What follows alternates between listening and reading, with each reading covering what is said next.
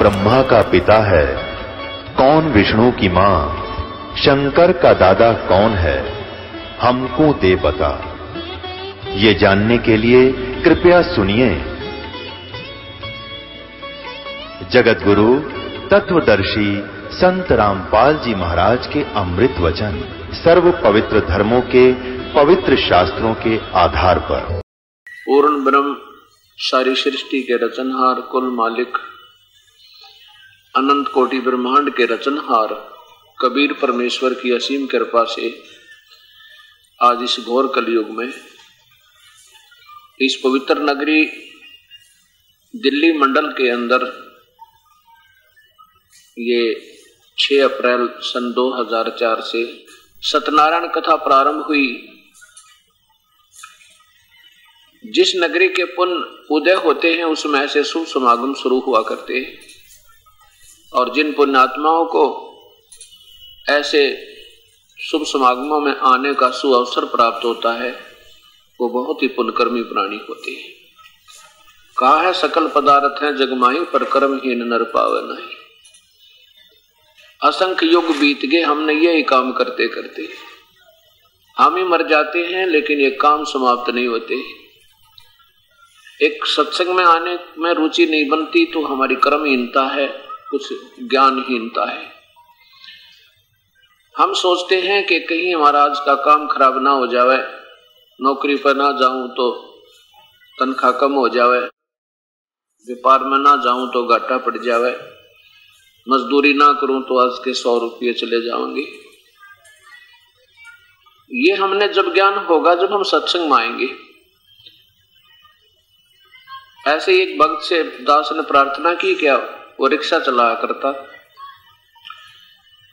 और हमने गाय भैंस रखी हुई थी, उसके लिए मैं कुछ बिनौड़े लेने गया था। मेरे पास स्कूटर था और रिक्शा में वह बिनौड़े डाल दिए और उसको साथ साथ में स्कूटर पर चल रहा था।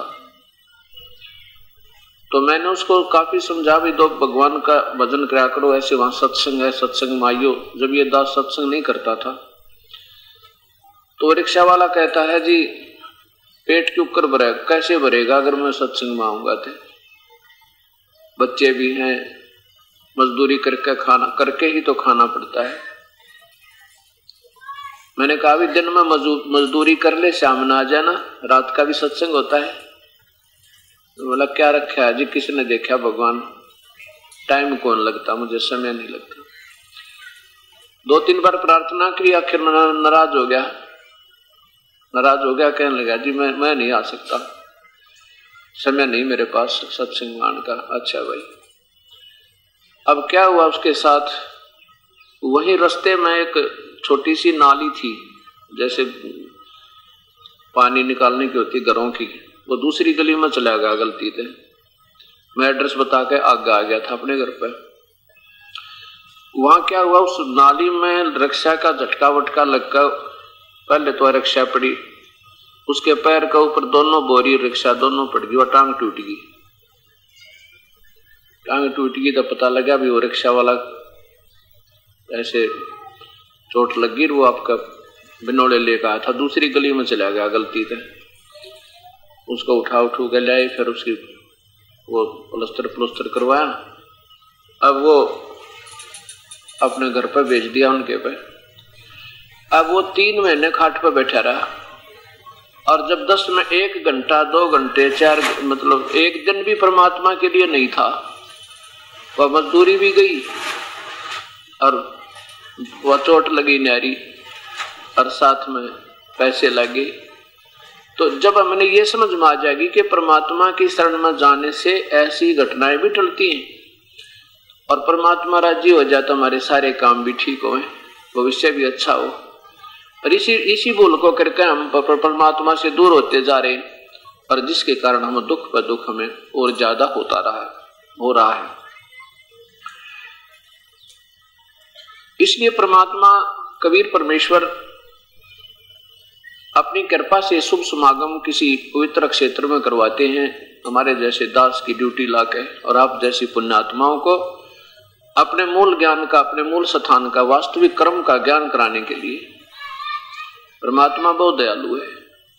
वो परमेश्वर कबीर साहब वो कुल मालिक है, सारी सृष्टि का रचनहार है, वो बड़ा दयालु है और हम सभी उसी की आत्मा है। अब हम इस काल का फंस गए, इस ब्रह्म का, और इसने हमारे साथ बड़ा बदसलूक किया हुआ है। हमारे को अपना मूल पिता भी बुला दिया, ज्ञान सारा अधूरा करवा दिया अपने अनजान संतों के अंदर स्वयं प्रवेश करके, और असंग जन्म हो गया हमने जन्मते और मरत्या ने। असंग जन्म हो गया संतान संपत्ति की, ऐसे ही हम सुरक्षा करते हैं, और ना संतान रहती है हमारे साथ, ना संपत्ति रहती है, और एक सेकंड में मर जाते हैं, फिर ना जाने क्या हो जाता है। एक समय ये दास सत्संग करने जाता था पंजाब में, सेकंड संडे का, द्वितीय रविवार को। तो वहां हमारे सेवकों ने, वहां हमारे गुरुदेव का एक आश्रम बना हुआ है। गुरुदेव जी के श्री सतलोक गमन करने के उपरांत इस दास ने कि वहां उन संगत की प्रार्थना पे ड्यूटी लगी थी सत्संग करने की। तो वो सेवकों ने कहा, अपने एक रिश्तेदार आ गया उनका, और उसको कहा कि आप कल सत्संग सुन के जाना। शुक्रवार को आया था, वो शनिवार को जाने लगा। तो उन्होंने कहा कि आप कल रविवार है और 10 से 12 सत्संग होगा, आप सत्संग सुन के जाना। तो कहता जी सत्संग तो हम सुनते हैं, वहाँ टीवी पर भी सुन लेते हैं, ऐसे भी जाता रहता हूँ मैं सत्संग को तकरीबन। तो हमारे सेवकों ने कहा कि सत्संग बहुत सुने होंगे, परंतु आपने ये सत्संग और सुन लो एक बार। तो उसको नहीं समझ में आई, कहने लगा नहीं मुझे बहुत आवश्यक कार्य है, मेरा चंडीगढ़ जाना है। मैंने, पंजाब की बात है, तलवंडी भाई पंजाब में, फिरोजपुर जिला से। वो कहने लगा मैंने चंडीगढ़ जाना है और वहां पर मुझे बहुत आवश्यक कार्य है, किसी पार्टी से मेरा कांटेक्ट होना है, और उसमें उस अनुबंध में मुझे लगभग 5 लाख रुपए का बेनिफिट होगा, और वो संडे को आएंगे। संडे को 1 बजे आना, उन्हें रविवार को 1 बजे आना है। तो हमारे सेवकों ने कहा कोई बात नहीं, 10 से 12 सत्संग सुनो, उनको फोन कर देंगे, 2 घंटे इंतजार कर लेंगे कि ऐसी बात है, और आप 10 से 12 सत्संग सुनोगे तो 2-2.5 घंटे में चंडीगढ़ पहुंच जाओगे, 2-2.5-3 बजे तक पहुंच जाओगे, क्या बात है। नहीं माना, कहने का भाव ये है, नहीं माना। कहने लगा आपको क्या मालूम मेरे व्यापार का। चल पड़ा। अंबाले के पास आके एक बजरी का ट्रक खड़ा था, उसके पिछला कोई डिफेक्ट हो रहा था, पिछले 4 टायर निकाल रखे, पिछले नीचे जैक ला रखा था, और बजरी से भरा हुआ लोडी ट्रक, मारुति कार में पूरा परिवार, पूरी स्पीड में मारुति उस ट्रक के नीचे घुस गई और जैक हटके ऊपर गिर गया, एक सारे के सारे समाप्त हो गए। अब सर पर धर ले उस 5 लाख रुपया ने। क्या बताते हैं कबीर परमात्मा, कहते हैं राम नाम कड़ुआ लगे, राम नाम कड़ुआ लगे, ये मीठे लागे दाम, दुविधा में दोनों गए, भाई माया मिली ना राम। अगर वो सत्संग सुन लेते तो शायद यह दुर्दांत घटना ना घटती, क्योंकि परमात्मा की शरण में आने से आई टड़ा बला, और जय मस्तक में सूड़ी होगा कांटे में टल जाए। हम परमात्मा के संविधान से बहुत दूर हो गए, और जिनको किसी देश के संविधान का ज्ञान ना होता वही लोग दोष वही करते हैं, वो लोग वही पाप करते हैं, वही कानून भंग करके फिर सजा पाते हैं। इसलिए हम परमात्मा के संविधान से दूर होने से दोषी होते जा रहे हैं, और डर नहीं लग रहा हमने जो हम क्रिया कर रहे हैं ये शास्त्र विरुद्ध है, कानून के विरुद्ध है, तो हमें इसकी सजा भी उठानी पड़ेगी। इसलिए परमात्मा कबीर परमेश्वर कहते हैं कि परमात्मा की भक्ति करो, कबीर हरि की भक्ति करो, तज विषयों रस चोज, और बार बार ना पाओगे ये मनुष्य जन्म की मौज। वह पृथ्वीपति चकवे गए जिनके चक्कर चलंत, पृथ्वीपति सारी पृथ्वी के राजा भी चले गए जो शासन करते थे, और उनके साथ कुछ नहीं गया, जो उनके साथ जाना था उसका उन्होंने ध्यान नहीं दिया। क्या बताते हैं, कबीर हरि के नाम बिना ये राजा रे सब हो, मिट्टी लदे कुमार के, घास न डाले कोई। देख कितना कष्ट बनेगा उस प्यारी आत्मा राजा को। क्या बताते हैं कि राजा से ज्यादा सुख सुविधा युक्त और राजा से समर्थ आम व्यक्ति नहीं है। और जब राजा भी भक्तिहीन पशु बनेगा तो आम व्यक्ति का कहां ठिकाना। इस एक के उदाहरण में हमने सारा समझ लेना चाहिए।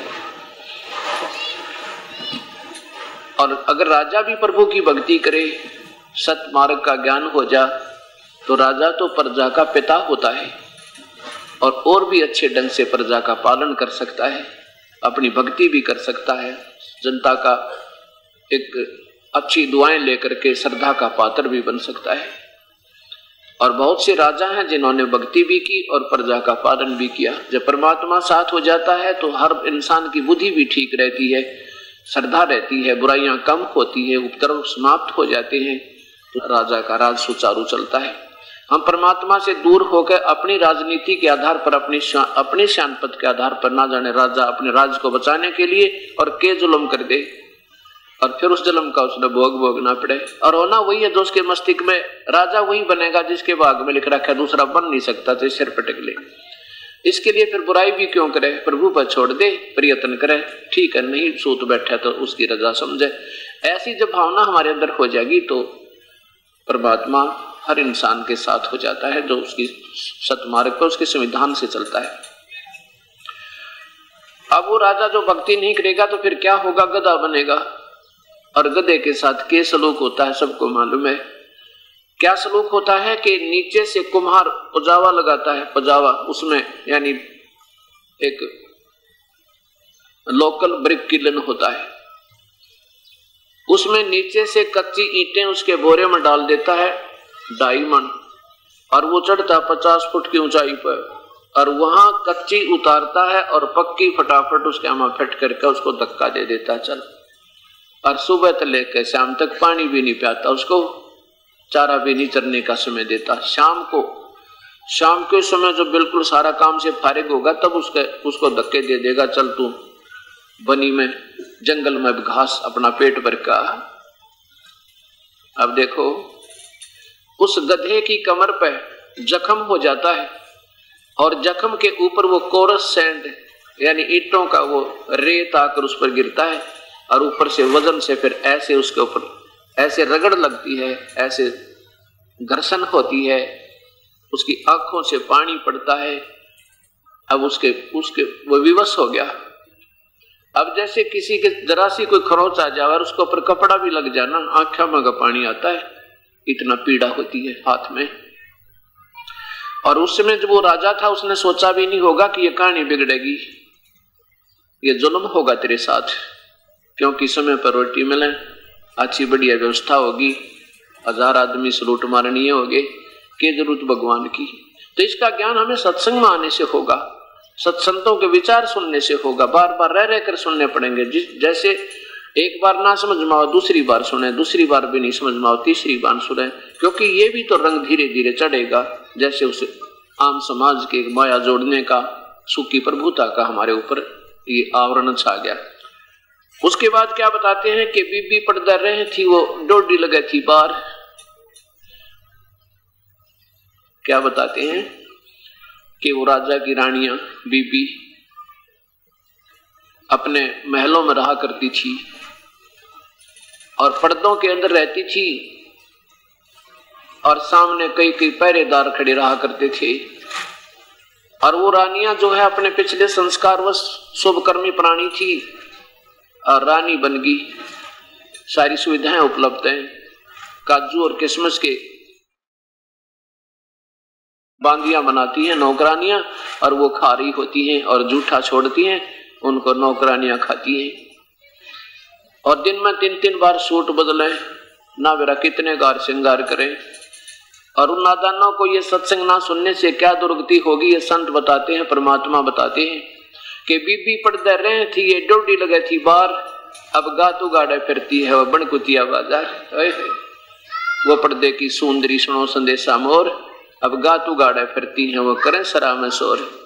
वो पर्दे की सुंदरी वो रानियां जो पर्दों में रहा करती थी और कति पूरा और श्रृंगार में रहा करती थी, बढ़िया एडी से लेकर चोटी तक अपना सारे वस्त्र पहने रहा करती थी। एक परमात्मा का नाम ना लेने से, सत्संग में ना आने से उसको ज्ञान नहीं हुआ कि ये तेरी मलाई तुझे ही मिली है और ये पिछले जन्म में कभी पुण्य किए थे, आज तुझे भगवान ने दे दिए और आगे की तैयारी नहीं कर पा रहे हो तो वो पिछली पूंजी समाप्त होकर निर्धन हो जाता है ये प्राणी।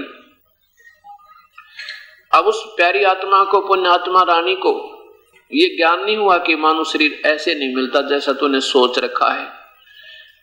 वो ये सोच रही होगी कि आगे फिर रानी बन जाऊंगी, ये ठाठ फेरोंगे, नहीं, भविष्य के लिए तो तैयारी अब करनी पड़ेगी। जैसे जमींदार फसल बीज के कणक गेहूं की और उसको काट के तैयार करके परिपक्व करके अपने ठेकों में डाल लेता है और उसके बाद उसी से खाना प्रारंभ कर लेता है। अगर आगे का ना बीजेगा, इसी प्रकार प्रिपेयर नहीं तैयार करेगा तो पिछले ठेके में जब तक वो गेहूं चल रहा है तब तक तो उसने ठाठ लगे और जब वो ठेके में खत्म होगा ना, जब देखिए भूखा मरे, परिवार भी मांगता फिर उसका। ऐसे ही हमारे पिछले पुण्य संस्कार जहां जमा करा के आए थे भगवान के दरबार में, उसने हमें मानव शरीर में उनका सब भोग दे दिया। अब हमने ये लग रहा है कि ठाठ हो रहे हैं, शाम ने गुट्टी ला ले, दिन में फिर रात में सिनेमा देखे, दिन में बकवाद गड़े, ताश खेलने। हमने ये सोच रखा बस ऐसे मौज होगी मानव शरीर की। नहीं, इसकी एक श्वास की कीमत बहुत ज्यादा है। जब यह समझ में आ जाएगी, एक श्वास भी आप खाली नहीं जाने दोगे, या ईश्वर की चर्चा करोगे, या कोई धार्मिक पुस्तक पढ़ोगे, या सत्संग में आओगे, या अपना भजन करोगे, सब बकवाद छूट जाएंगी। जब ये सही हृदय में प्रभु की यथार्थ ज्ञान समा होगा तो क्या बताते हैं परमात्मा, फिर वो कुतिया बन गई वो रानी और धर्मशालाओं में सराय में जाती है। वो कुतिया नी वस्त्र फिर रही है, उसने कौन साड़ी पहनावे, समय पर टूक नहीं, और सराय में यानी धर्मशालाओं में जाती है। वहां अतिथि लोग रास्ते चलते आकर रुका करते थे, वहां खाना खाते थे। आध घंटे तक वो खाना खाने वाले के मुख की तरफ देख रही है। वो रानी जो काजू की खीर खाया करती थी और जूठी सोटा करती थी, एक प्रभु याद ना करने से अब एक टूक के लिए तरस रही है, ग्रास के लिए तरस रही है और खाने वाले के मुंह की तरफ देख रही है। अब वो खाने वाला अपने मुंह में डाला, वो सोचा तेरी तरफ आओगा, और वो भी लास्ट में कोई भगवान आत्मा छोटा सा ग्रास डाल भी देता है तो 10 ग्राम रेता बालू रेत वो साथ खा रही है, वो राजा की रानी। ये संतों के विचार प्रभु की दी हुई का ज्ञान है, इसको ऐसा वैसा नहीं हमने सोचना चाहिए, क्योंकि हम ये सोचते हैं किसने देखा आगे का वही जिन्होंने दिखाई देता था उन्होंने तो आगे का बता दिया भविष्य का। अब अंधे ने क्या पता आगे क्या है, तू किधर जा रहा है, आंखों वाले बताओ। आंखों वाले जैसे कोई सूरदास जा रहा था किसी रास्ते से, कोई आंखों वाला आ गया, कहने लगा भाई सूरदास, ए ब्लाइंड मैन, तू कहां जा रहा है, इधर, ये तो रास्ता बहुत खराब है,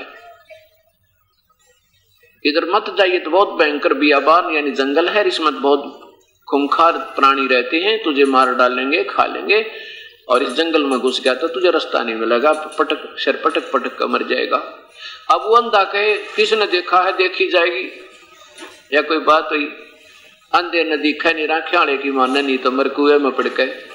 अब संत तो आंखें वाले थे, हम अंधे, हमने तो सिर्फ ये संसारिक सुख और अपना रोजी रोटी रोजगार से हमने घुटी और वही बीड़ी से ताश ये दिखा, इस आगे दिखाई नहीं देता।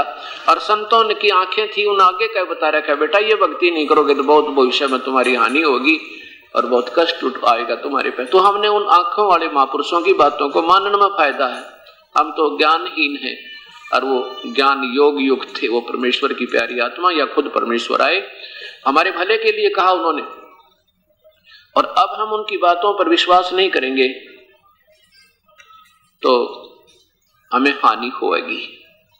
अब क्या बताते हैं कि उस रानी ने जब पहले तो ये बात समझ में आई नहीं, पहले तो ये सोचा नहीं कि वास्तव में यह कहानी ऐसी खराब हो जाएगी, और जब ये सचमुच बात बिगड़ गई अब क्या बने उसका। वो पर्दे की सुंदरी सुनो संदेशा मोर, अब गा तू गाड़े, यानी नी वस्त्र फिर रही है, वह करे सरा में शोर। नक बेसर नक पर बनी वह पैरें थी हार हमेल, और सुंदरी से कुतिया बनी भाई सुन साहिब के खेल। नक बेसर यानी अच्छे गहने पहरा करती थी, नक बेसर नक पे बनी हुआ पैर थी, हार हमेल 9-9 लाख के गहने पहरा करती थी वो रानियां, और सुंदरी से कुतिया बनी भाई सुन साहिब के खेल। देखो परमात्मा की कैसे रजा है कि जो परमात्मा के संविधान को तोड़कर मनमर्जी से चलते हैं उनके साथ ये कष्ट होते हैं। इसलिए परमात्मा बताते हैं कि राम नाम रटते रहो जब तक घट में प्राण, और कभू तो दीन दयाल का भनक पड़ेगी कान। श्वास उश्वास में नाम जपो भाई फिर था श्वास मत खो, और ना जाने इस श्वास का फिर आवन हो कि ना हो। अब प्रसंग चल रहा है कि भगवान की भक्ति करो, प्रभु को याद करो। वो परमात्मा कौन है जो भक्ति करने योग्य है, और वो विधि कौन सी है जो शास्त्र अनुकूल है। अब 4 दिन के सत्संग में आपको यही फैसला होगा। जिन पुण्यात्माओं को 4 दिन का सत्संग श्रवण करने का यह शुभ अवसर प्राप्त होगा, धन भाग हो जाएंगे वो, उनकी कई पीढ़ी तक का सुख होगा। अभी तक हमारे पास ये सत्ज्ञान नहीं पहुंचा, जबकि हमारे शास्त्रों में पहले विद्वान है ये, और इसके विपरीत दंत कथाएं बनाने वाले महापुरुषों ने अपना भी जीवन खोया और साथ में इन प्यारी आत्माओं को गुमराह करने के दोषी और बन गए। अब वो परमात्मा पूर्ण ब्रह्म है जिसकी भक्ति हमने करनी चाहिए। जैसे आपने कल के सत्संग में सुना था कि वो परमात्मा कैसा है, वो आकार में है और मनुष्य जैसा है, और उसी परमात्मा के शरीर से तेज निकल रहा है, प्रकाश निकल रहा है। कल आपने 4 पवित्र धर्मों के पवित्र शास्त्रों में यह प्रमाण मिला कि वो परमात्मा सशरीर है, मानव सदृश है, उनका तेजो में शरीर है, उसका नाम कबीर है। अब ये तो शास्त्रों ने बता दिया कि परमात्मा कोई पूर्ण ब्रह्म है जिसने सारे ब्रह्मांडों को रचा और 6 दिन में सृष्टि रची, 7वें दिन तख्त पर अपने मूल स्थान सतलोक में चला गया, और वो कबीर नाम है उसका। अब ये बाकी रहा कि वो कबीर क्या यही है जो काशी में आया था दुल्हा बन के? हाँ, ये वही है। अब इसके लिए प्रत्यक्षदर्शी संत जिन्होंने आंखों देखा उस प्रभु को, जिन्होंने प्राप्ति हुई सतपुरुष की, कल आपके सामने पवित्र आत्मा आदरणीय श्री गुरु नानक देव जी ने आंखों देखा हाल अपने परमेश्वर कबीर साहब का। जब सचखंड में देखा सतलोक में उस परमेश्वर को, और फिर काशी में देखा था उस दुल्हा का काम करते हुए खड्डी में बैठ के, जब कहा था ये फाई सूरत मलुक की वेश, ये वही परमात्मा जो मैंने सतलोक में देखा था। और वहां मेरे पास जब ये गया था बेई नदी पर, वहां इसने जिंदा रूप बना रखा था, जिंदा महात्मा का, और यहाँ पर इसने अपनी साधारण वेशभूषा जैसे बनारस के लोगों की होती है, धोती और कुर्ते में बैठ के अपनी फाई सूरत, जो कि तो वही सूरत है, वही भगवान है ये। और मलुक की वेश, जिस मुल्क में जिस क्षेत्र में जाता है ये वैसा वेश बना लेता है, और सतलोक में जब पहुंचा तो वहां तेजो में शरीर बना लिया इसने। फाई सूरत मलुक की वेश, ए ठगवाड़ा ठगी देश, खरा सियाणा बहुते बार ये धानक रूप रहा करता। कल आपने पवित्र गुरु ग्रंथ साहिब के अंदर उस पवित्र आत्मा की अपनी आंखों देखी वाणी का दर्शन भी किया और साथ में श्रवण भी किया। ए ठगवाड़ा ठगी देश, ठगवाड़ा ठगी देश कैसे कि ये किसी को ये भेद नहीं लगने देता कि मैं पूर्ण ब्रह्म हूं। ये जैसे प्यार में कहा करते हैं ना, ए ठगवाड़ा ठगी देश, और खरा सियाणा, इसको ऐसा ना समझो ये तुमने क्या गंवार सा लगता है ये जुलाहे के रूप में। खरा सियाणा बहुते भार माने ऐसा नहीं है जैसे तुमने एक जुलाहा दिखाई दे है कि यूजलेस आदमी नहीं, बहुत बहार यानी बहुत वजनी, बहुत कीमती है ये, यानी बहुत ही इसकी वैल्यू है, ये परम पिता है। खरा सियाणा बहुते भार ये धानक रूप रहा करतार, मैं कीता न जाता हराम कोर। अपने आप को लताड़ रहे हैं नानक जी, क्योंकि जब कहते हैं ना मैंने आपके साथ बहुत अपशब्द भी कहे, आपके बारे में बहुत ही उल्ट सुलट सोचा, जब आपने कहा था ब्रह्मा विष्णु महेश पूर्ण शक्ति नहीं है, और आपने बताया था कि तो काल है ज्योति निरंजन जिसकी तुम भक्ति करते हो एक ओंकार की, तो मैंने आपके बारे में बहुत अपशब्द भी कहे थे और उल्ट पुलट सोचा था। हे प्रभु मुझे माफ करना। कहते मैं कीता न जाता हराम खोर, वो किया मुंह देसा दुष्ट चोर, और नानक नीच कह विचार। अपने आप को कितना अधीन कर रहे हैं नानक जी के। नानक नीच कह विचार, होए होए, अपने आप को नीच कह रहे हैं परमेश्वर के सामने कि मैंने आपके साथ बदव्यवहार किया था। नानक नीच कह विचार, ये धानक रूप रहा करतार, कि मैं सोच समझ कर बता रहा हूं तुमको, ये वास्तव में परमेश्वर ये काशी में बैठे एक परमात्मा की प्यारी आत्मा चश्मदीन गवाह का आपके सामने प्रमाण हुआ कि काशी में आए हुए ही ये कबीर परमेश्वर हैं जो पूर्ण ब्रह्म सतपुरुष है। अब उसके साथ साथ आपको और प्रमाण देते हैं। एक जब कबीर परमेश्वर काशी से 120 वर्ष अपनी लीला करके मानुष सदृश शरीर की या मानुष जैसी लीला करके चले गए थे सह शरीर, उसके लगभग 200 वर्ष के उपरांत वही परमात्मा छुडानी में हरियाणा प्रांत में एक, अब जिला झज्जर है, पहले रोहतक जिला था, उसमें एक छुडानी गांव है छोटा सा, उसमें गरीबदास नाम के एक महापुरुष का जन्म वहां पर जन्म हुआ। जब वो 10 वर्ष के हुए गरीबदास जी, तो उस समय वो पाली जाते थे, पाली यानी गवाले थे, गायें चराया करते थे। गरीबदास जी के का मूल गांव करौथा जहां पर दास का आश्रम है, लेकिन छुडानी में उनके मामा थे, नाना जी थे, और नाना जी का कोई बच्चा औलाद यानी पुत्र नहीं था, केवल पुत्री थी। अर्थात गरीबदास जी के मामा जी नहीं थे, केवल माता और मौसियां थी। उनके नाना जी ने गरीबदास जी के पिता श्री बलराम जी को अपना घर जमाई के रूप में वहां रख लिया था। उनके नाना जी का नाम चौधरी शिवलाल था और श्री शिवलाल जी के 2500 बीघा जमीन थी, और उनके वारिस फिर गरीबदास जी बने थे। तो जब वो छोटे से थे 10 वर्ष के, सन 1717 में गरीबदास जी का जन्म हुआ, आविर्भाव हुआ, और सन 1727 की बात है जब ये वहां पर कबीर परमेश्वर का दर्शन हुआ प्रत्यक्ष रूप में, मनुष्य जैसे रूप में, ज्यों का त्यों। ये गरीबदास जी और साथ 10 वर्ष के और साथ में अन्य कुछ बड़े बड़े पाली गवाले भी वहां सामूहिक रूप से गायें चराने जाया करते थे, और गरीबदास जी के अपने ही नाना जी के खेतों में ये गायें चरा रहे थे। छुडानी से एक कबलाना गांव है 2 किलोमीटर की दूरी पर, उसमें को रास्ता जाता था कच्चा। उस रास्ते के ऊपर ही एक जांटी का पेड़ था, जांटी का पेड़, और फागुन सुदी द्वादशी की बात है। फाल्गुन सुदी द्वादशी वहां वो गायें चरा रहे थे। दोपहर का समय था, 10, 11, 12 बजे का समय था। तो वो पालीगण इकट्ठे होकर के उस जांटी के पेड़ के नीचे बैठे थे। गायें कुछ बैठी थी, कुछ चर रही थी। उसी समय वो परमेश्वर पूर्ण ब्रह्म आए और उनको आकर के राम राम कहा। सब पालियों ने कहा आओ राह चलते, राम राम, बैठो बाबा जी।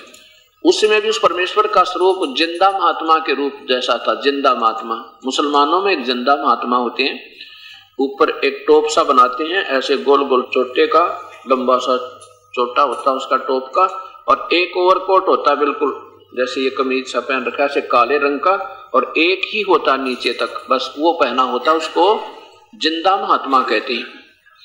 उस जिंदा महात्मा के रूप में वो पालियों के पास, ग्वालों के पास आकर खड़े हुए परमेश्वर।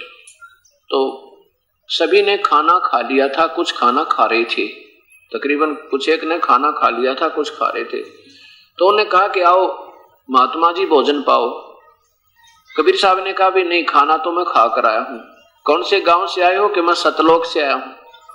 ये सतलोक कहाँ है आपका? कहां से है ये गांव? कि यहाँ से 16 शंख कोस की दूरी पे है।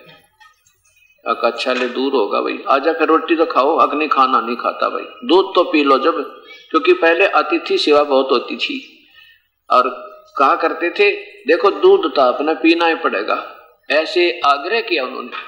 तो परमात्मा ने कहा भी ठीक है, दूध पिलाना चाहते हो तो दूध पीऊंगा, पर मैं पीऊंगा ऐसे जैसे मैं कहूंगा ऐसे पिलाओगे तो पीऊंगा, नहीं तो नहीं पीऊंगा। अब बताओ, जैसे कहोगे वैसे पिला देंगे। कि कंवारी बछिया का दूध निकालो वो पीऊंगा। कंवारी बछिया, गाय की बच्ची का, यानी जो ब्याई ना हो कभी भी, उसको कंवारी कहते हैं। तो वो जो सियाने सियाने पाली बड़े बड़ी उम्र के थे, वो कहने लगे बाबा जी आप मजाक करते हो, फिर आपकी दूध पीने की नीयत नहीं है, अब तो मजाक करते हो। कंवारी गाय कभी दूध देती है बच्ची? कहाँ दूध देती है भाई, दूध देवेगी वह कंवारी बच्ची। तो उसमें वो छोटे से 10 वर्ष के बालक गरीबदास जी खड़े हुए और जाके एक कंवारी बछिया को पकड़ के ले आए। देखो महाराज जी, ना इसका बच्चा है ना इसके सतन है, ये दूध कैसे देगी? कबीर साहब बोले कि जो तुम्हारा ये पानी वाला पात्र है ना, इसको खाली करो और इसके नीचे रख और देख बताऊं कैसे दूध देगी। अब जो ही उसने गरीबदास जी ने वो पात्र उसके सतन के नीचे कर दिया, बच्चा था जैसे बच्चे की तरह चासा चढ़ता है, और परमात्मा ने कबीर साहब ने ऊपर थबकी लगा दी उस गाय की कमर पे। इतने लंबे लंबे सतन हो गए, दूध सरवन लग गया उसमें से, और जब वो पात्र भर गया दूध बंद हो गया। लेके गरीबदास यानी 10 वर्ष के वो बच्चे पहुंचे, ले बोले महाराज जी दूध पियो। कबीर साहब ने आधा पी लिया, आधा पी करके कहा कि ले भाई बच्चों पा लियो, तुम भी पी लो, ये अमृत है, ये यहाँ का दूध नहीं है, ये सतलोक तो आया है। अब दूसरे जो सियाने पाली थे ना, समझ बड़े बड़े थे, वह बोले हम ना पीवा, ये पाप का दूध है, उठ कर चले गए दूर। और उस गरीबदास जी से कहा ले बेटा तो पी ले। गरीबदास जी बोले ला महाराज, आपका जो अमृत, आपका जो मीठा दूध हमने कद कद मिला है।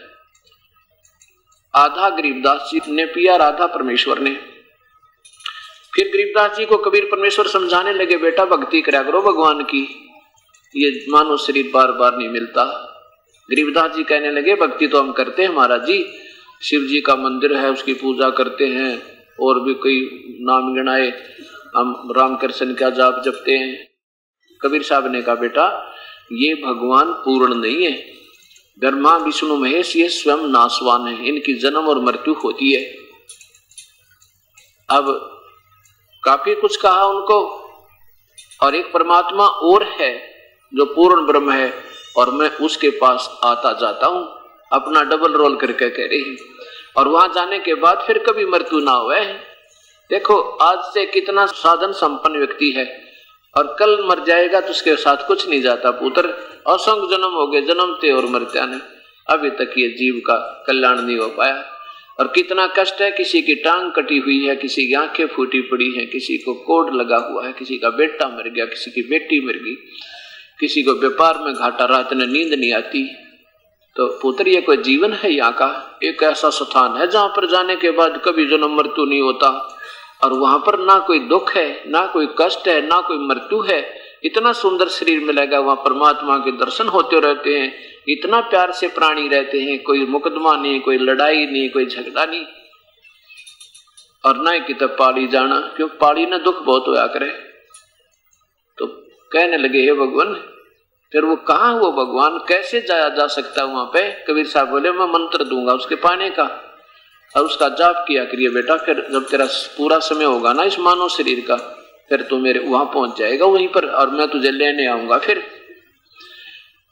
गरीबदास जी कहने लगे मन मुझे एक बार दिखा दो बाबा जी वो स्थान, फिर मेरा विश्वास हो जाएगा।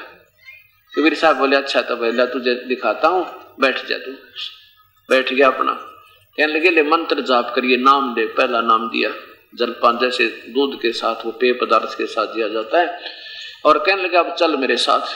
शरीर वहीं छोड़ दिया, आत्मा निकाल ली, ब्रह्मा का लोक दिखाया, विष्णु का लोक दिखाया, शिव का लोक दिखाया, धर्मराज का लोक दिखाया, फिर ये काल दिखाया कि देखो बेटा ये काल बैठा जिसको ये निराकार मान्य चारों धर्म, ये तीनों धर्म जो है ना, जिसको पहले चौथा धर्म नहीं था बाद में बना, ये तीनों, हाँ चारों धर्म बन चुके थे उसमें, हाँ कहते चारों धर्म अब जिसको निराकार मानते हैं ये दिखाओ, आपको दिखाता हूं। ये बैठा वो काल ज्योत नरेंद्र जिसको ओंकार कहते हैं, जिसी को मुसलमान बेचून कहते हैं और ईसाई उसे फॉर्मलेस गॉड कहते हैं, आकार रहित तो भगवान। ये देखो ये बैठा आकार में, और जैसे अर्जुन को दिखाया था उसने अपना रूप ये वही काल है, ये बैठा यहाँ पर। और ये तपतशिला दिखाई, देखो बेटा यहाँ पर 1 लाख प्राणियों को, मानुष शरीरधारियों को रोज खाता है यहाँ पर गुण कहिए। इसके लिए इसने अपने तीनों पुत्रों ब्रह्मा विष्णु महेश की ड्यूटी ला रखी है, ब्रह्मा शरीर पैदा करवाओ बच्चे, और विष्णु जी यहाँ पर सती थी प्यार, इनमें एक दूसरे में मोह ममता पैदा करके रोके रखे, और शिव जी मार कर यहाँ भेज देता है। और फिर वहां जब जाते हैं तो ये काल बैठा है अंतिम स्थल पर। कहां पर? बिल्कुल 21वें ब्रह्मांड के अंत में। ये देखिएगा, ये काल यहां बैठा है इस 21वें ब्रह्मांड के आखिर में। ये ज्योत निरंजन काल के 21 ब्रह्मांड का लघु चित्र, ये तपतशिला है,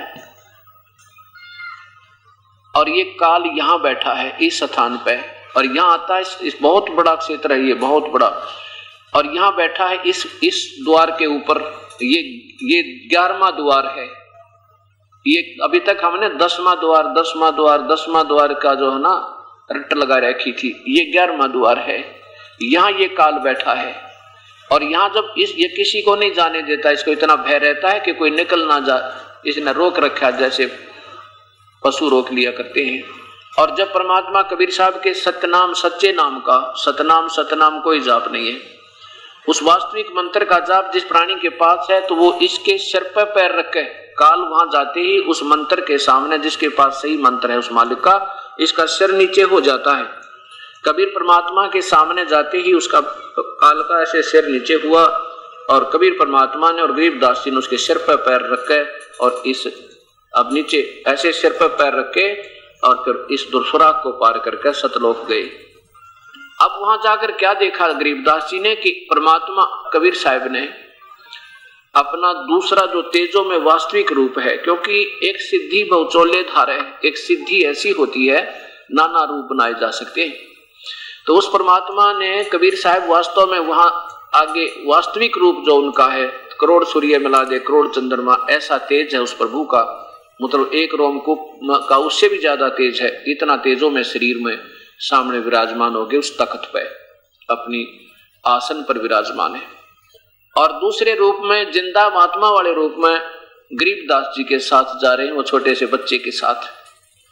और क्या देखा वहां जाकर के कबीर परमेश्वर ने चवन उठाया और अपने ही दूसरे उस तेजों में शरीर पे ऐसे चवर करने लगे प्यार से, श्रद्धा से। अब गरीबदास जी ने सोचा कि भगवान तो यो है जो तख्त पर बैठा है, और ये बाबा जी तक कोई इसका सेवक होगा जो इसकी सेवा कर रहा है। इतने में क्या हुआ कि वो तेजों में शरीर खड़ा हुआ और जिंदा वाला शरीर तख्त पर विराजमान हुआ, और वो जो तेजों में शरीर था प्रभु का, वो अपने ही दूसरे स्वरूप जिंदा वाले रूप पर ऐसे चवर कर रहा है जैसे सेवक सेवा करे। अब गरीबदास जी ने सोचा भी भगवान इस बाबा जी पर सेवा कर रहा है, क्या बात है। इतने में वो तेजों में शरीर और उस जिंदा महात्मा के शरीर में समा गया। अकेले वही रूप, केवल जो नीचे दर्शन दिए थे वही रह गया, और चंवर स्वयं ऊपर घूम रहा है, ऑटोमेटिक ईश्वरीय शक्ति है। अब गरीबदास जी को ये सब कहानी बताई परमात्मा ने, बेटा तुम मेरी आत्मा हो और तुम अपनी गलती से काल के साथ चले गए। उसने 70 युग और 64 युग 3 बार तपस्या करके ये 21 ब्रह्मांड मेरे तो मांग रखे, और तुम इसके साथ अपनी नादानी के साथ चले गए। मेरे से तुम दूर हो गए, तुम मेरे बच्चे हो, मेरी आत्मा हो, चाहे कोई हिंदू है, चाहे मुसलमान, चाहे सिख या ईसाई, ये सब मेरे बच्चे हो। और काल तुम्हें नारे नारे करके आप पर लड़ा रहा है, ये डिवाइड एंड रूल करके तुम्हें दुखी कर रहा। बेटा अपनी भक्ति करके तुम मेरे पास आ जाओ। गरीबदास जी कहने लगे भगवान मुझे यही रख लो, प्रभु मत भेजो वहां काल के लोक में। हे परमात्मा वहां तो कति जुल्म हो रहा, आग लगी पड़ी है 21 ब्रह्मांडों में, कोई प्राणी को सुख नहीं, ब्रह्मा विष्णु महेश को सुख नहीं। श्री राम बन के आए थे विष्णु जी, एक सांस भी सुख का नहीं ले पाए वो बेचारे यहाँ पे।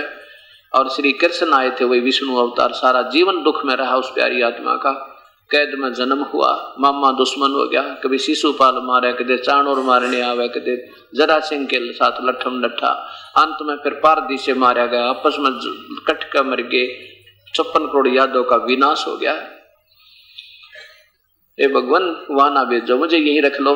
तब कबीर परमेश्वर ने कहा देखो बच्चा ऐसे नहीं रख सकते हम, तुम स्वेच्छा से वहां गए हो और तुम्हारे ऊपर काल का ऋण गणा हो गया, असंख्य योग हो गए तुमने उसके उस जहाज में घूमते ने, क्योंकि ये पृथ्वी भी एक जहाज की तरह घूम रही है और इस पर हम बैठे हैं, उसी का दिया हुआ सफल आहार, अनाहार, जल पान और जितनी वायु का सेवन हम उसी की कर रहे हैं। और हम छोटा मोटी साधना करते हो तो वहां स्वर्ग में खा करके उसको जीरो हो जाते हो। ऐसे तो मृत्यु और जन्म के चक्कर में पड़े हुए हो। वापस तुझे जाना होगा और मैं तुझे सतनाम दूंगा, बाद में आऊंगा 4 महीने पीछे या 6 महीने के बाद तुझे सतनाम दूंगा।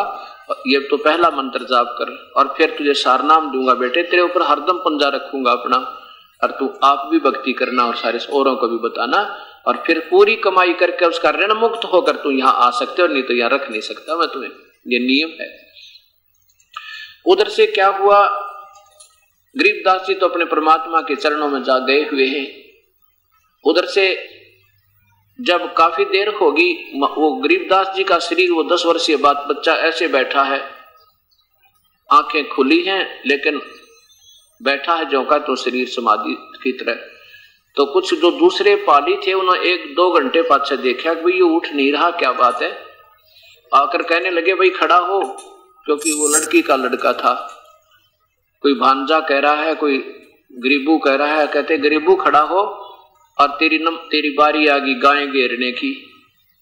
अब नहीं बोला, एक बार आवाज लगाई, 2 बार, फिर पकड़ के हिलाया, कहने लगा खड़ा हो भगत जी, उठेगा कि नहीं आज तू। अब ऐसे हिलाया तो वो लुढ़क गया, क्योंकि उसमें आत्मा तो थी नहीं, केवल कवर था। अब उनको वो भय हो गया कि तो मर गया भाई। मर गया किस कारण से, क्योंकि इसने जो है वो जंतर मंत्र का दूध पी लिया, इसलिए मर गया। अब गांव में भागे आए, गांव में आके बता लड़की का लड़का मर गया, लड़की के लड़के की मृत्यु होगी। रानी नाम था उस, श्रीमती रानी नाम है उस था माता जी का। और वो अकलौते पुत्र थे, 10 वर्ष के हो गए थे, वो भी 12 वर्ष के बाद शादी के गरीबदास जी का जन्म हुआ था। तो दोनों माता और पिता सुनकर अपने इकलौते पुत्र की मृत्यु को बेहोश हो गए, चक्कर आ गया। फिर क्या होता है कि गांव वाले वहां गए, उस 1.5 किलोमीटर की दूरी पे खेतों में, वहां से फिर उस शव को लाए, फिर उनके करोथा गांव से उनके हकीकी बुलाए, इतने वो प्रोसीजर शुरू कराया उन्होंने उसकी अंतिम संस्कार करने का। उधर से परमात्मा कबीर साहब फिर उनको छोड़ने के लिए वापस आते हैं तो वहां एक धर्मराज का लोक है। धर्मराज जो यहाँ सब एक ब्रह्मांड में सबका हिसाब किताब रखता है। उस धर्मराज के दरबार में जब कबीर परमेश्वर पहुंचे तो धर्मराज यानी यहाँ का ये चीफ जस्टिस एक ब्रह्मांड का हाथ जोड़ के और कुर्सी छोड़ के, चेयर छोड़ के दूर खड़ा हो गया और कहा है परवरदिगार विराजमान हो। और जैसे उच्च अधिकारी निम्न कर्मचारी पर डांट लगाता है, उसको अपने समर्थता का प्रतीक और आदेश देता है, ऐसे परमेश्वर कबीर साहब उस प्यारी आत्मा गरीबदास जी को साथ लिए उस धर्मराज को डांट लगा रहे हैं। क्या बताते हैं गरीबदास जी ने फिर आके अपनी वाणी में बताई, आंखों देखा हाल। धर्मराय दरबार में देई कबीर तलाह के, मेरे भूले चुके हंस को तुम पकड़ियो मत कजा के। क्या कहते हैं परमात्मा, धर्मराज को धमका रही हैं कि खबरदार हो कजा के निकम्मी आत्मा हो, तुम काल के जाल में फंस गए और अपने आप को भूल चुके हो। अब मेरी आत्मा, मेरा हंस, जिसने मेरा सच्चा नाम पूरे संत तक प्राप्त हो, और वो भूल भटक के भी अगर कहीं और उसको तुम ले मत आना, उसका अकाउंट तुम्हारे पास, तुम उसका लेखा जोखा भी मत करना, उसको मेरे पास भेज देना। क्योंकि इस परमात्मा का एक यहाँ पर भी एक अलग से हर ब्रह्मांड में एक राजदूत भवन होते हैं ना, जैसे प्रत्येक ब्रह्मांड में प्रत्येक देश में प्रत्येक देश का। अब ये एक ब्रह्मांड देखो, ये आपके सामने ये सत्य यथार्थ कथा आ रही है इस परमेश्वर की महिमा की, और यथार्थ भक्ति संदेश ये अब आप तक पहुंच रहा है। ये एक ब्रह्मांड है, केवल एक ब्रह्मांड, जिसमें ब्रह्मा विष्णु और शिव केवल इन 3 लोकों पर, स्वर्गलोक, पृथ्वीलोक और पाताल लोक पर एक विभाग के भगवान है। और यहाँ एक धर्मराज का लोक है जो इन सब प्राणियों का लेखा जोखा करता है। चाहे किसी को महास्वर्ग में जाना है तो महास्वर्ग में जाओ, महास्वर्ग में अपनी कमाई खाकर फिर नरक में आओ, नरक के बाद यहाँ पर गधे और कुत्ते बनो। ये इनका procedure hard and fast rule है, ये अटल नियम है।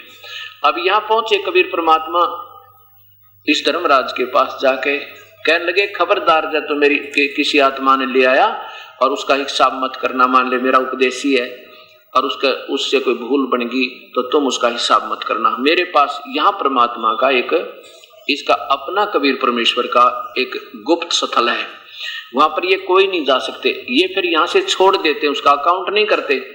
जैसे इन्हें पता लग गया ना ये कबीर परमेश्वर का पूर्ण ब्रह्म का सेवक है, ये फिर उसका लेखा जोखा नहीं करते, उसका हाथ जोड़ लेते हैं, भाई तू जा यहाँ तक। फिर वो याद करता अपने परमेश्वर को, फिर ये प्यारी परमेश्वर अपने पास यहाँ बुला लेते हैं। इनको जब तक यहाँ रखते हैं उस प्यारी आत्मा को, जब तक इसका दोबारा कोई भक्ति संयोग ना हो तब इसको फिर मनुष्य रूप में जन्म देते हैं और फिर ये भक्ति प्रारंभ स्वयं आकर के या मेरे जैसे दास की ड्यूटी लाकर फिर इन प्यारी आत्माओं को फिर चरणों में देते हैं, इनकी फिर भक्ति प्रारंभ कराते हैं, कमाई पूरी करवाते हैं। तो यहाँ कबीर परमेश्वर ने जब ये कहा कि धर्मराय दरबार में देई कबीर तलाक, मेरे भूले चुके हंस को तुम पकड़ियो मत कजाक। अब धर्मराज ने क्या कहा कि प्रभु आपके हंस को हम नहीं पकड़ेंगे, लेकिन परमेश्वर मेरी एक मजबूरी है कि जो प्राणी आपकी शरण में आने से पहले जो कर्म उसने किए उसके दोनों ही कर्मों का अकाउंट मेरे पास होता है, शुभ और अशुभ का। ए प्रभु आपके चरणों में आने के बाद तो ठीक है, आप उनके पाप कर्मों को अक्षीण कर देते हो, लेकिन उससे पहले का जो अकाउंट है वो तो मैंने इनको सजा देनी पड़ेगी, क्योंकि मेरे कागजों में विद्यमान है मालिक, मेरी मजबूरी है, मैं क्या करूं उसमें। तो कबीर परमात्मा कहते हैं ये कर्म बरम बरमंड के मैं पल में करहूं नेश, नेश माने नष्ट कर दूंगा, कर्म काट दूंगा सारे इन पाप कर्मों को। और जिन हमारी दो ही देही सो करो हमारे पेश, जो जिसने मेरी दुहाई दी है कि मैं तो उनका हंस था, गलती से आ गया तेरे पास, मेरे पास पेश कर दो, तुम मत छेड़ना उसको। बोले पुरुष कबीर से धर्मराय कर जोड़े, आपके हंस को पकड़ो नहीं मुझे 2 ही लाख करोड़े। हाथ जोड़ कर कहे परमात्मा तेरे हंस न मैं नहीं, आपके हंस न मैं नहीं पकड़ूंगा। अब ये नकली कबीर पंथियों के ऊपर लागू नहीं है कि देखो इन्होंने सोचा हम भी नाम ले रखा हम भी कबीर पंथी है, नहीं। जो पंथ का क्या मार्ग अर्थ होता, पंथ माने वे रास्ता, जो रास्ता परमेश्वर ने बताया अगर उसके ऊपर चल रहे हैं तो कबीर पंथी कहलाते हैं। अब आपने मान लीजिए मथुरा से दिल्ली आना है तो हम सफर हो गए, पंथी माने हम सफर, यानी उस मथुरा से दिल्ली आने का रास्ता एक ही है और उसमें जो आ रहे हैं तो वो सही मथुरा दिल्ली आने वाले पंथी हैं और वो जा रहे हैं उधर मध्य प्रदेश की तरफ, और फिर भी कहते हैं हम दिल्ली पंथी हैं। तो दिल्ली वाले पंथी नहीं, वो दिल्ली वाला रास्ता ही नहीं है, वो हमारे गलत जा रहे हैं, वो काहे के पंथी हुए। तो वो उनको भूल लगी हुई है, तो उन्होंने फिर देखना होगा कि वास्तव में हम कबीर पंथी हैं कि नहीं, कि हम कबीर साहब के बताए हुए मार्ग पर पूर्ण रूप से चल रहे हैं या नहीं चल रहे। तो उसके बारे में आपने इस दास के पूरे सत्संग सुनने पड़ेंगे कि वास्तव में आप कबीर पंथी हो भी कि नहीं। ठीक है, ये तो हम मानते हैं जो कबीर पंथी हैं परमात्मा कबीर साहब को परम शक्ति तो मानते हैं, इसमें तो कोई शक नहीं, लेकिन उनको उस परम शक्ति से लेने का लाभ का ज्ञान नहीं, तो उस जानकारी का क्या लाभ होया। मान लीजिए आपको पता है कि किसी जैसे मुख्यमंत्री बहुत बड़ी शक्ति है, बिल्कुल ठीक है, मानना भी चाहिए, तो सबने मानना चाहिए, लेकिन उससे लाभ कैसे मिलेगा, उसके लिए उसका खास आदमी पकड़ना पड़ेगा जो उसको अपना लाभ दिला सके। और प्रधानमंत्री का सबको मालूम है कि बहुत परम शक्ति है, ये तो अच्छी बात है, उसको ज्ञान अपने प्रधानमंत्री का, लेकिन उससे लाभ लेने के लिए वही व्यक्ति पकड़ना पड़ेगा जो उसका खास हो, जो वहां तक पहुंचा सके, मेरी जानकारी तो बात नहीं बने। तो ऐसे ये दास की प्रार्थना है, दास कोई किसी का दुश्मन नहीं, ना मुझे द्वेष है, लेकिन उस ईश्वर की रजा होगी मेरे पे। मैं भी आपकी तरह पहले ऐसे ही जिसने जो बताया उसकी साधना करने में आरूढ़ रहते थे और बड़ी श्रद्धा के साथ भक्ति किया करते थे। अब बबूल का बीज बीज के और उसमें पूरी श्रद्धा भी रखी जावे तो उसका यूजलेस है, आम नहीं लगे।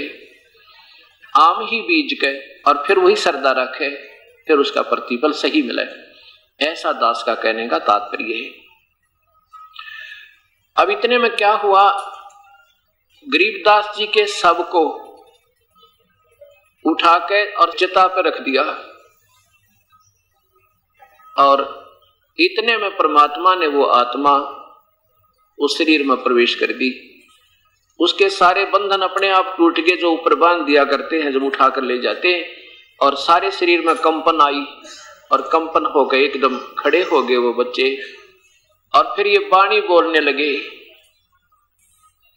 पर पटन पर लोक है जहां अदली सतगुर सहारे, भक्ति हेत से उतरे हे पाया हम दीदार। अलल पंख अनुराग है सुन मंडल रथीर, दास गरीब उधारिया मोए सतगुरु मिले कबीर। अनंत कोट ब्रह्मांड का एक रति नहीं भारे, सतगुरु पुरुष कबीर हैं ये कुल के सिरजन आरे। अब ये वाणी बोलने लगे। गांव वालों ने सोचा बच्चा जीवित तो हो गया, लड़की का लड़का, पर यू पागल हो गया, ये तो ऊट पटांग बोलने लग गया, ना जाने के भाषा बोला है। अब जब उन्होंने देख लिया वास्तव में हम कहाँ फंसे पड़े हैं, आदमी का जैसे दिमाग फेल हो जाया करे ना, ऐसी स्थिति हो जाएगी। जब आपको ये पता लग जाएगा हम भयंकर स्थान पर बैठे, आपका चेतना लगा, फिर उस स्थान पर किस तरह छुटकारा हो आप यही सोचोगे। अभी तक तो आपको ज्ञान नहीं कि हम काल के मुंह में जान लग रहे हैं। अजगर मुंह बाएं बैठा है, मुंह खोले बैठा है काल, और 1 लाख मानव शरीरधारी प्राणियों का नियत आहार करता है। एक कल तो किसी का बेटा, किसी की बेटी, किसी का पूरा परिवार मर चुका और उनकी हाहाकार मच रही है। बाकी बच्चे भी ये सोच रहे हैं हमारा भी नंबर नहीं है, हम तो ठीक हैं।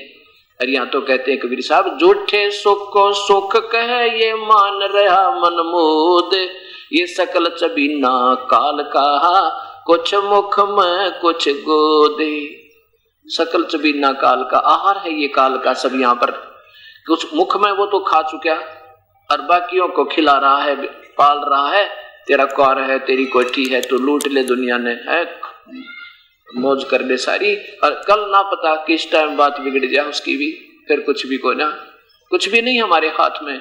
जब इन बातों का हमें ज्ञान होगा तब हम यहाँ से बिल्कुल एक ही दिशा उस परमेश्वर में रहेगी। ठीक, अपना संसारी काम भी करेंगे और डरते डरते करेंगे, भगवान कहीं कर्म ना बिगड़ जाए, किसी की आत्मा दुख ना जा, हमारी भक्ति हीन ना हो जाए। फिर तो ऐसी स्थिति आएगी। एक बार गुरु नानक देव जी को जब ये सच्चा ज्ञान हो गया था, परमेश्वर के दर्शन हो गए थे, तब वो मायूस रहने लगे और भगत जनों से पूछने लगे, महाराज जी, है नानक देव जी, आप कभी प्रसन्न चित्त नजर नहीं आते हो, बहुत ही दुखी सा मन रहता है, आप कभी खुश नहीं दिखाई देते। क्या कहने लगे कि ना जाने काल की कर डारे और किस विध ढल जा पासावे, और जिनाते सरते मौत खुड़क दी उन्होंने केड़ा हंसावे। जिन पर 24 घंटे तलवार चले ना, मेरा कौन से का नंबर कब आ जा, बेटे का, बेटी का, भाई का, बहन का, कुनबे के, परिवार का। फिर भाई क्या किस चीज की हंसी यहाँ पर, किसकी खुशी मनाऊं। जैसे गुजरात के अंदर 26 जनवरी सन 2000 का वो दुखदायी दिन आज भी हृदय से भूला नहीं जा रहा। सारा देश गणतंत्र दिवस की खुशी मना रहा था और दो मिनट के अंदर वही बिल्डिंगें जिनको बनाते बनाते सारा जीवन खो दिया था, भगवान याद नहीं किया, उस संपत्ति जोड़न में उन्हीं के नीचे दब के वो विनाश को प्राप्त हो गए। ये काल का खेल है भाई। क्या बताते हैं, झूठे सुख को सुख है ये मान रहा मनमोद, इसमें खुशी माने फिर है, मेरी कोठी होगी, मेरी दो मंजिल की, 3 मंजिल की कोठी बना ली, कार होगी, फैक्ट्री लगा दी। कहते इसने तो सुख मान गया नादान, ये तो झूठा सुख है, ये तो आपको धोखा देने के लिए बहका रखा है इस काल भगवान ने, ताकि इसको भगवान याद ना आवे और अपना जीवन व्यर्थ करके ये मानव शरीर को फिर 84 में चला जावे, ताकि ये फिर मेरे उस परमात्मा को ना पाले जिस जहां जाने से इसका जन्म मृत्यु छूट जावे। इसका ये मुख्य उद्देश्य यही है। तो क्या कहते हैं गुरु नानक देव जी के ना जाने काल की कर डारे किस विध ढल जा पासावे, और जिनाते सरते मौत खुड़क दी उन्होंने केड़ा हंसावे। फिर किसी ने कहा, भगवान क्या आप कभी भी प्रसन्न नहीं होते? होता हूं प्रसन्न। कब होते हो? कि साध मिले साड़ी शादी होंदी विछड़ दिया दलगीरी वे, अखते नानक सुनो जहाना मुश्किल हाल फकीरी वे। कि खुश होते हैं जब हमारे भक्त आत्मा सत्संग होता है, ये प्यारी आत्मा आती है, साध मिले साड़ी शादी होंदी, शादी माने खुशी, और विछड़ जब ये चले जाते हैं फिर बैठ कर वही रोना हो जाता है। साध मिले साड़ी शादी होंदी विछड़ दिया दलगीरी वे, अखते नानक सुनो जहाना मुश्किल हाल फकीरी वे। तो इस प्रकार अब गरीबदास जी के अंदर वो वास्तविकता का ज्ञान होने से फिर ये वाणी बोलने लगे। लेकिन इस वाणी को गांव वाले ना समझ सकते, क्योंकि वो बेचारे अशिक्षित और अपरिचित उस परम पिता से। तो माता पिता ने, गांव वालों ने सोचा भी चलो लड़की का लड़का जीवित तक हो गया, पर हो गया मैं पागल हो गया। ये तो बात ना, लड़की इसको देख देख कर अपना जीवन, अपनी शांति रखेगी, अपना जीवन पूरा कर लेगी, इसकी आत्मा ना दुखेगी। जैसा भी बावला है बावला सी, पर लड़की का दिल डटा रहेगा। ऐसे 3 वर्ष बीत गए। बहुत से साधु संतों को भी दिखाया, जंतर मंतर भी करवाए, झाड़े भी लवाए कि लड़का ठीक हो जाए, दवाई भी दवाई, वैद्यों को दिखाया। एक दिन एक दादू पंथ, दादू जी भी कबीर साहब, दादू जी को स्वयं कबीर परमेश्वर मिले थे, बूढ़ा बाबा इसी जिंदा महात्मा के रूप में। और जब दादू जी 7-8 वर्ष के थे, बाहर गली में खेल रहे थे, गांव से थोड़ा सा बाहर, तो वहां ये परमेश्वर कबीर साहब पहुंचे और उस प्यारी आत्मा से मिले दादू जी से, और बताई ऐसे जैसे गरीबदास जी से वार्ता की। तो दादू जी भी ने कहा कि बाबा मुझे भी अपना सतलोक दिखा दो, क्योंकि परमात्मा ये चाहते हैं कि एकाध को मैं यथार्थ ज्ञान दे दूं ताकि हजारों को समझा दे, और अपना गोवाई देव खूब ठोक ठोक के मेरी। तो कबीर साहब कहने लगे, भाई ठीक है, पहले आप उपदेश लो मेरा। दादू जी बोले, जी ठीक है। उन्होंने क्या किया कि बेटा ये पान का पत्ता लिया, पान का पत्ता तोड़ लिया, क्योंकि जैसे हम जैसे पत्तल होती है ना, पत्तल उनके पत्ते बना देते हैं ऐसे इस टाइप में। कहने लगे पान का पत्ता तोड़े, और परमात्मा अपने करमंड लोटा ले रखा था, उसमें अपना अमृत जल सबद शक्ति से उसके हाथ में वो पान के पत्ते पर वो जल डाल दिया, जैसे कटोरी में हम गिलास में पिला देते हैं ये अमृत, जो नाम लेगा प्रोसीजर वही है। तो वहां गिलास गिलूस था को ना, बोले बेटा पान का पत्ते ना ऐसे कर ले गोल गोल सा, और ले ये अमृत और मंत्र सुन मेरा। पहला मंत्र दिया और वो जल पान के पत्ते को पानी पिला दिया, अमृत पिला दिया, और कहा कि अब चल तुझे मैं अपना वास्तविक लोक दिखाता हूं। फिर इसी प्रकार 3 दिन लग गए दादू जी को, 3 दिन और 3 रात ऐसे बेहोश रहा। शरीर तो रहा लेकिन उसमें श्वास तो चलता रहा, आत्मा नहीं, उसमें होश नहीं रहा। आत्मा को निकाल लेगी, घरवाले उसने घर ठा लिया, लड़का भी बेहोश हो गया। अब श्वास चलता रहा इसलिए उसको फूका नहीं तो उसको दफना भी देते या कितना खत्म कर देते। कभी इसमें श्वास चल रहा है, देखो बेहोश रहा, परमात्मा उस आत्मा को ऊपर ले गई। एक ऐसी सिद्धि होती है कि शरीर को छोड़ दें, शरीर ऐसे हिलता रहता है और आत्मा अपना बाहर घूम आती है। तो उसमें क्या हुआ, 3 दिन और 3 रात ऐसे बीत गए। सारी व्यवस्था दिखाकर दादू जी को वापस छोड़ दिया। उसके बाद दादू जी ने उस परम पिता परमात्मा कबीर परमेश्वर की आंखों देखी महिमा गाई। क्या गाई? जो जो शरण कबीर के वो तिरगे अंत अपारे, दादू गुण के ता कहूं भाई कहते न आवे पारी। उस परमेश्वर की कहते के महिमा गाऊं कबीर परमात्मा की, जो उसकी शरण में आ गए वो तो असंख्यों पार हो गए, बिना गिनती के पार हो गए, सतलोक चले गए। कबीर करता आप है दूजा ना कोई, दादू पूर्ण जगत को हो भक्ति दरड़ावे सोई। दादू जी कहते हैं कि पूर्ण सारे जगत को वही भक्ति सत ज्ञान देते और किसी के पास सत ज्ञान नहीं है। ठेका पूरा होवे तब सब कोई तजय शरीरी, दादू काल चंपे नहीं जपे जो नाम कबीर। ठेका पूरा हुआ, श्वास पूरे होंगे तो सब शरीर त्यागना होगा। और जो उस परम पिता परमेश्वर का सच्चे नाम से संबंध हुआ हो चुका है पूरे गुरु के साथ, उसको काल निकट नहीं आ सकता। ठेका पूरा होवे तब सब कोई तज शरीरी, दादू काल गंजे नहीं, जपे जो नाम कबीरी। आदमी की आयु घटे, तब यम घेरे आए। यम के दूत आकर पकड़ लेते हैं जब इसकी आयु समाप्त होती है। और सुमरण किया कबीर कहा, दादू लिया बचाए। आदमी की आयु घटे तब यम घेरे आए। यम के दूत आ जाते हैं, काल के दूत आ जाते हैं लेने के लिए। और जब अपने परम पिता कबीर साहब को याद करके उसके सच्चे नाम का जब जाप करते हैं, किया मैंने, कहते दादू लिया बचा है। और कल यम के दूत भाग गए और परमात्मा कबीर साहब आ गए। मेट दिया अपराध सब आ मिले छनमाही। अपराध माने पाप कर्म सब काट दिए, क्योंकि कबीर परमेश्वर ही हमारे पाप कर्मों को काट सकता है और कोई शक्ति नहीं, ना ब्रह्मा काट सके, ना विष्णु, ना शिव, ना ब्रह्म, ना परब्रह्म। केवल पूर्ण ब्रह्म वो सतपुरुष हमारे पाप कर्म काट सकता है। मेट दिया अपराध सब आ मिले छनमाही, दादू संग ले चले वो कबीर चरण की छाही। क्योंकि उनके सीधे गुरु जी थे कबीर परमात्मा, और गुरु रूप में ही वो मालिक आए और लेकर के उसको चल पड़े। सेवक देव निज चरण का दादू अपना जान, बिरंगी सत कबीर ने कर लिया आप समानी। दादू अंतर्गत सदा ये छन छन सुमरण ध्यान, वारो नाम कबीर पे है पल पल मेरे प्राण। अपने भगवान के ऊपर कहते हैं, मैं पल पल अपने प्राण न्यौछावर करूं। हे परमात्मा कैसे दया करी, इसे कलयुग में मुझे आकर के संभाला आपने।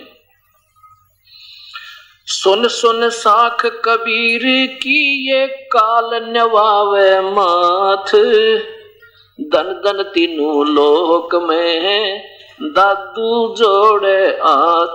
क्या कहते हैं कि कबीर साहब की महिमा, साख माने उनकी महिमा सुनकर, कबीर साहब की महिमा सुनकर ये 21 ब्रह्मांड का भगवान ब्रह्मा विष्णु महेश के पिता श्री ज्योत निरंजन ये काल भगवान ने कहा माथा ऐसे माथ निभावे, अपने शीश झुका दे उस परमेश्वर की महिमा सुनते ही इतना इतना घबरा जाता है।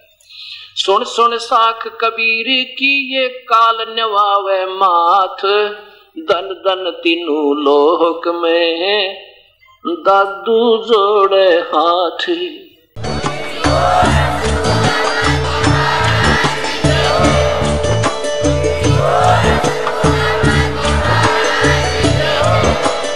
आप सुन रहे थे जगत गुरु तत्वदर्शी संत रामपाल जी महाराज जी के मंगल प्रवचन। अधिक जानकारी के लिए विजिट कीजिए हमारी वेबसाइट www.jagatgururampalji.org। संत रामपाल जी महाराज जी के शुभ आशीर्वाद से पूरे विश्व भर में 500 से भी ज्यादा नाम दीक्षा केंद्र हैं, जिन पर संत रामपाल जी महाराज जी द्वारा ऑनलाइन निःशुल्क नाम दीक्षा दी जा रही है। अपने नजदीकी नाम दीक्षा केंद्र का पता करने के लिए संपर्क करें 8222880541।